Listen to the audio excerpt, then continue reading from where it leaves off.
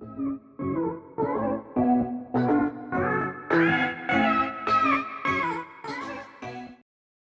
Ambassador Gamer with Lyme here, just bringing you guys a quick little update to talk about the dashboard. Now we did have an actual dashboard update yesterday for most of you. I'm actually on the preview program. I'm actually into the alpha, the skip ahead preview program, so I'm actually getting earlier updates than what everybody else is, or or select certain people are, I should say. But as for the general public, we actually have a release that happened yesterday, I believe. And the thing is that there are some new features that are added to the dashboard, basically. One of them being fast start. Now, I was going to make a video on this earlier. I hadn't had a chance yet, but the thing is that there's a way that you can actually play certain games. Now, right now, it's limited to the Xbox Game Pass games. We're just going to go in here. We're going to put in Flame. Just going to use that example to know that is the fast start title. There it is right there. It says Flame in the Flood. We can actually go ahead and hit on there. And when we go to install, what will happen is that we will notice that when you go to download it, it'll all of a sudden show that fast start is actually enabled. We're going to have to install it on 1.5 terabyte. Now, you won't notice it right here necessarily, but when you go back, I'm just going to go to our other titles. I'm going to look over here, my games and apps. We're going to go see all. And then it'll actually be in the queue. If we look at the queue, it actually says right there, you can actually see the little marker. Once it actually reaches that point, then that indicates that we'll actually be ready to start. Now, there are certain requirements for this. The one thing is that you have to have a minimum 20 download speed.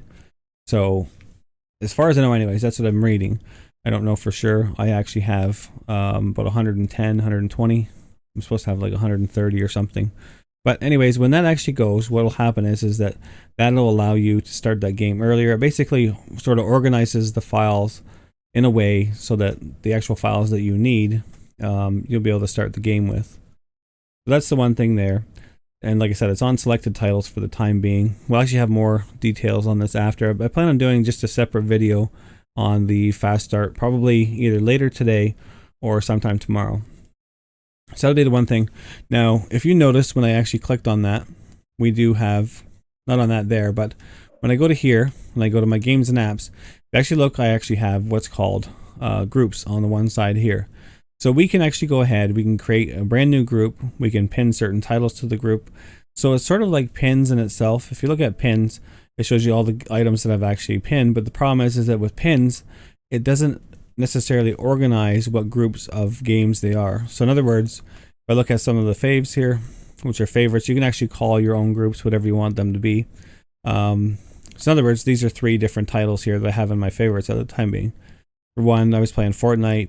Cuphead I just actually put there. I haven't really played much of it. And then on Unravel 2, I was actually doing a basically a video series on that, which I just realized now that I didn't actually do. I never finished it up, so I'm gonna have to get back to that. Then I have Call of Duty titles. There's 4 titles inside that group. Then we have racing. So, and then this is the actual pins folder itself. Now I'm going to be making more groups basically and add to the list. I'll actually have another video on that also too.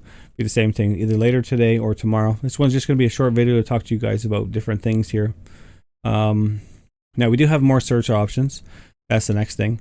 Now if you notice when we're on the actual home screen itself, on the right hand side, automatically you can press Y and that's going to give you a search. You can search for an app, you can search for a game, whatever the case is. You can search for something installed. There's a store, movies and TV, Game Pass, or even in your settings itself. If you just, let's say you're looking at a certain title that you're trying to search for and it's pulling up too many of your search settings, then you can go ahead and just put it as installed. So, or whatever the case is, whatever you need to do. Now there are Mixer Share Controller improvements. So when you're using the app Mixer, you have to excuse me, it's actually early in the morning. I've been awake all that long. So there are actual improvements to mixing or sharing your controller in the Mixer app. So first of all, they've enabled full mouse and keyboard support for PC users, along with share controller key bindings. We'll actually get into the key bindings later. I will also have another video for that. Now secondly, they've added multi-touch support for touch-enabled devices. So it says this allows multiple controls to be used at the same time. For example, you can control the joystick and press A at the same time on your touch laptop. So looks like lots of good improvements there. And then we have a full screen broadcasting on Mixer. I'm just going to go over to our settings for a second. We're going to look at Mixer, and we are going to set up our broadcast. There's a setting in here where what you can do is actually make it so that your camera is actually a full screen. So if I'm just going to click this on here, and then we're going to go to more options. Now I know somewhere in here, where was it? Oh, right there.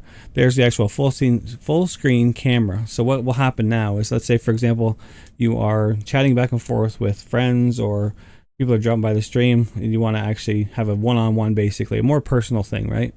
What you can actually do is go ahead, take your camera, put that as a full screen, and then what will happen is that your game, actually the audio from your game is muted, and then that way you can talk back and forth. So I'll also have another video on that itself. Like I said, I got lots of videos coming your way. You know, it's just, I want to give you guys as much information on these as possible. I want to show you how to use them. So I don't want to actually have just this big humongous video to talk about it and not show you guys anything. I'd rather go ahead and have individual videos. That way too, if you guys got a question about something, I can try and explain it as best as possible, rather than having this big humongous video that has certain chunks. So that'll be coming your way, like I said, either later today or tomorrow. If you do have any questions about anything in the update, go ahead, ask it down below, and I'll be sure to go ahead and answer it for you guys. So you've been watching the Xbox Ambassador Gamer with Lyme, and we will talk to you guys soon. Bye for now.